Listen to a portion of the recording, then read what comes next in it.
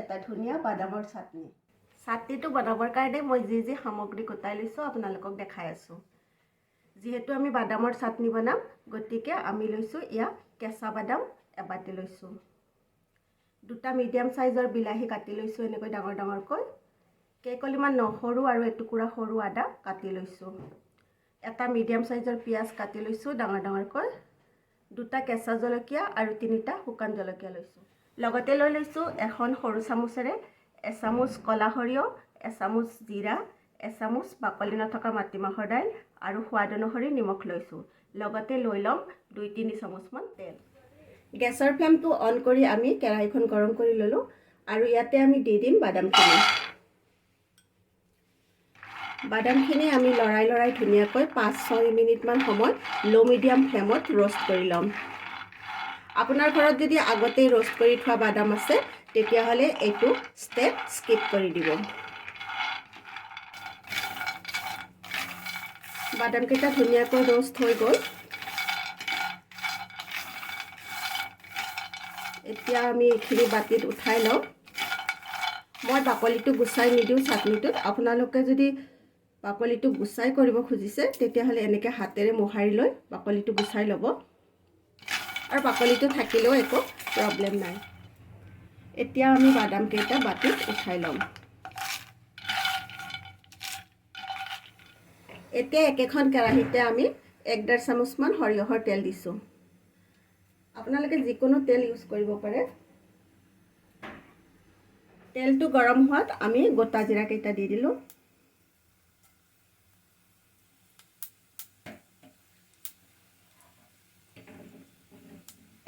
আৰু প্ৰথমতে দিলোঁ আমি নহৰু আৰু আদাখিনি। এইখিনি অকণমান লৰাই ভাজি লওঁ। এতিয়া আমি ইয়াতে দি দিছোঁ পিঁয়াজখিনি। এইখিনি আমি অকণমান ভাজি ল'ম লো মিডিয়াম ফ্লেমত। পিঁয়াজ আৰু আদা নহৰুখিনি ভজা গ'ল, বহুত বেছিও ভাজিব নালাগে। এতিয়া আমি ইয়াতে দি দিম কেঁচা জলকীয়া দুটা আৰু শুকান জলকীয়া দুটাও দি দিছোঁ। জলকীয়াটো আপোনালোকে নিজৰ হিচাপত দি ল'ব। আৰু এতিয়া ইয়াতে দি দিম বিলাহীখিনি।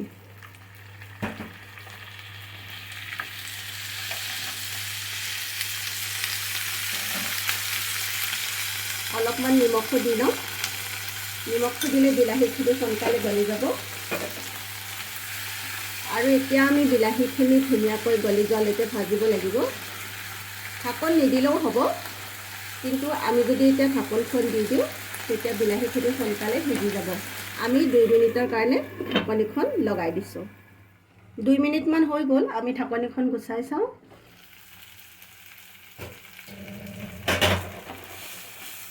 ইয়াৰ বিলাহীখিনি ধুনীয়াকৈ সিজিলে।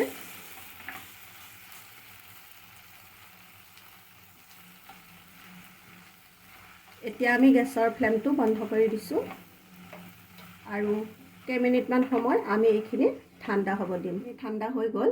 এতিয়া আমি এটা মিক্সাৰ গ্ৰাইণ্ডাৰৰ জাৰ লৈ লৈছোঁ আৰু ইয়াতে বাদাম বাটি দি দিছোঁ, আৰু লগতে আমি এইখিনিও ভৰাই ল'ম। এতিয়া আমি ইয়াতে দি দিম সোৱাদ অনুসৰি নিমখ। আমি মিশ্ৰণটো বনাওঁতে নিমখ দিছিলোঁ, কিন্তু অকণমান দিছিলোঁ, গতিকে এইবাৰ আমি সোৱাদ অনুসৰি নিমখ মিলাই দিম আৰু ইয়াতে 1 কাপ পানী মিলাই দিম। বাদামটো পিছতে বেছি পানী লাগে, সেইকাৰণে মই পূৰা 1 কাপ দি দিছোঁ। আৰু এতিয়া আমি ইয়াতে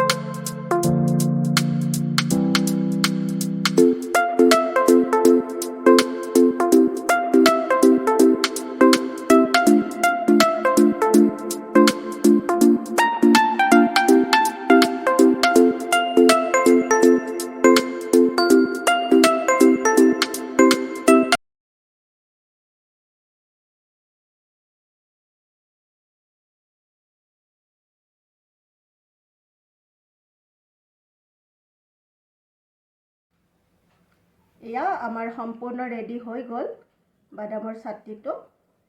খাবলৈ সঁচাকৈ খুব টেষ্টি হয়, লগতে হেল্ডিও হয়। আপোনালোকে যদি আগতে বনাই খোৱা নাই, এবাৰ নিশ্চয় খাই চাব।